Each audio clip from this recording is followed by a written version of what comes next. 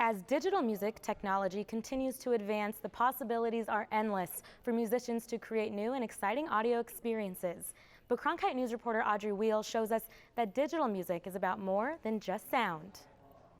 New to Arizona State University, Professor Lauren Hayes brought with her the practice of multisensory music, which means adding visuals and movement to digital sound to create an all-encompassing experience for both performers and listeners.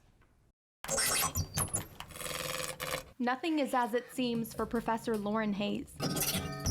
That's because anything can be an instrument. I got this for about $8. It's just a generic controller. All part of her work to create a multisensory music experience with digital sound. When I started performing with laptops, I would just click a button and hear this loud sound, and there was no correlation between the physical energy and the sounds that I was hearing. So I started to look at ways to find meaning in my actions and the sounds that I was producing.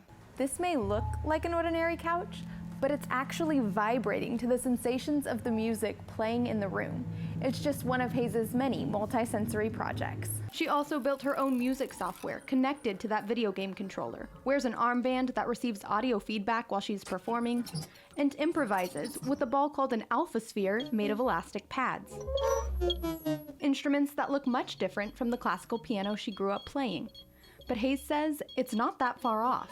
As anyone who plays an instrument knows, you make use of constantly sensory feedback that you get through your body. So whether it's the force that you have to press a violin string or the vibrations you get through piano keys, which constantly inform the performer of how to make their next sound. In addition to being able to translate that sound to an audience or even other performers. And she's teaching these ideas to the next generation of digital musicians.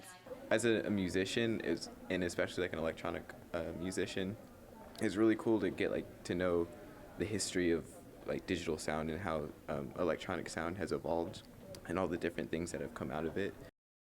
Musicians all over the world are working on similar technologies. Prior to coming to ASU, Hayes worked in the UK, using her instruments to bring music to people with sensory impairments, learning difficulties, and autism. In the Media Center, Audrey Weil, Cronkite News.